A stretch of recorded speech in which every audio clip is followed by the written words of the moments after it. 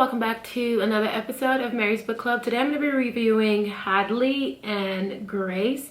The book is by Suzanne Redfearn. I hope I'm saying her last name correctly. I have not found a good filming situation for this new place, but I didn't want to skip a Sunday, so I've been reading a bunch of different things. And to be honest, I am slowly creeping away from fictional books. I am currently a part of a book club that recommends nothing but fiction. And I've noticed that as much as I always enjoy them, the fictional aspects never quite does it for me. But we'll get into that a little bit later on. The reason I chose to read this book is because, again, it was a recommend from the book club. And the gist of the book is just about a girl who gets fired by her boss and decides to take revenge on him, and then ends up getting intertwined with the boss's wife. And together they go on this mission to do life together without actually trying to. It's a little bit complicated, but I don't want to spoil it. Let's just get into the highlight. Hang in there, kiddo, she says. Today is not forever, it's just today. I like that a lot. I've always liked quotes that kind of remind you that whatever you're going through, it'll pass, right? A few weeks ago, when Grace was at her wit's end, afraid she might break something, possibly her skull, against the wall, she considered asking Mrs. McCready if she could watch Miles for a few minutes so she could run to the store. She decided against it. In Grace's experience, it's best to take care of yourself. The problem with this thinking is that parenting is the hardest thing she's ever done, and doing it on her own has turned out to be far more difficult than she ever would have thought. This is his pattern. The moment she lifts him from the car, it starts. A whimper like he's uncomfortable, making her believe he's hungry, has gas, or needs his diaper changed. So she sets about trying to remedy all those things, only to discover his misery has nothing to do with any of them. And by the time she's done, her nerves are frayed and he is wailing, uncontrollable, sobbing that no amount of cuddling, cooing, or pacing can soothe. So this book highlights a lot of what motherhood can be like, especially if you're doing it alone. Yes, the father kind of is in the picture, but she pretty much takes care of him by herself. And it talks about how she really struggled through the process. And I love when the reality of motherhood is painted, because I feel like it's not spoken enough about. I feel like there's too much of the fantasy and romanticizing of parenthood, and I love when people, even in a fictional form, take the time to address what it would actually look like if you chose to parent a child, whether with someone or alone. She looks around their apartment, at the stained ceiling and chipped counters, at the threadbare futon that serves as their couch, at the crate that holds the old television Jimmy's brother gave them. She's been poor, but never has she been so broke, crushed by her disappointment in Jimmy and in herself. You sure you don't want some? She says to Mrs. Torelli, part of her enjoying the torture she's causing. Grace has never understood the diet mentality. Her grandmother used to say the first 3 letters in diet are a warning, and Grace agrees. Her grandmother wasn't 5 feet tall, and she died a content 180 pounds. And if she were still alive, she would tell you she enjoyed packing on every ounce with the kind of Southern cooking that made Paula Deen famous. Grace chimes in, how'd you know to wait for someone old?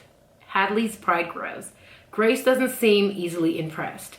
I don't know. I've always liked old people. They're less uptight about things, so I figured my chances were better. You know what? As someone who loves old people too, I'm sure that's why I highlighted this. I once upon a time used to want to get filthy rich, and I still kind of do, so that I can open a free care center for old people. I just feel like when you get to a certain age in your life, if you're fortunate enough to live that long, you should just be able to chill and not worry about where your next meal is going to come from, or a roof over your head, etc., etc. And government assistance doesn't always do justice to second chances. They both shoot back what remains in their cups, then for a long moment sit quiet. That's the nice thing about ex-felons. They know how to be still. Is that right? He gives her another lopsided grin as he takes the money, and as Grace makes her way back to the pool, she wonders how things might have turned out had Hunter not been caught. If he had gotten away with his joyride to see his girl, if his life might have turned out happily ever after, or whether guys like him and girls like her are destined for lives that simply don't work out. That's kind of sad. Women, they make men stupid.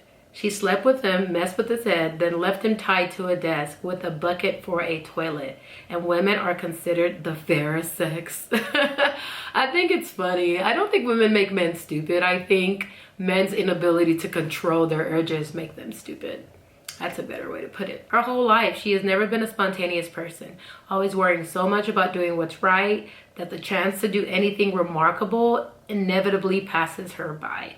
But yesterday, it was like all that hesitation and second guessing miraculously fell away, and for the first time she was entirely unconcerned about messing up or doing something she might regret. Bold and fearless in a way she's never been. I can't relate, but a lot of people that don't take risk in their life and they're considered more shy and things like that, I'm always kind of happy for them when they feel like they have that triumphant moment of like, okay, you know what, darn the consequences, and I'm just gonna do what I want to do. I think it's very liberating. What would it be like to be a part of it? She and Maddie, with Mark and Ben and Shelly and a new dog. The idea is far-fetched and outrageous, fanciful and delusional, yet also delicious in a way only outrageous ideas can be. Time is a thief, she thinks. You believe you have an infinite amount of it, but then you blink and everything that was has been replaced with something else entirely. Yes, I 100% agree. Sometimes I wonder, like, how did I get where I am right now in life? So yes, this is the last quote. Maddie is listening hard, her eyes narrow tightly on Grace's. So you lied about who you were? Not really, I just didn't talk about it. I kept the parts I didn't want people to know to myself. You'd be surprised how little people ask about your past and how little they pay attention when you answer. Most people are so caught up in their own lives, they don't really care about yours. Facts. All right, let's rate the book. According to Goodreads, I rated it 3 out of 5. I don't completely remember why. I think this was one of those really long books. Even though it was like a fun read, it was quite long, and I believe it had like a redemptive end, but still, like 3 out of 5 is what it got. If you've read the book, what did you think about it? If you haven't, you are in for a treat. Per usual, I will have the links down below for the paperback and hard copy, audiobook, as well as the Kindle. Thank you for watching another episode of Mary's Book Club, and I will see you next first Sunday. Bye.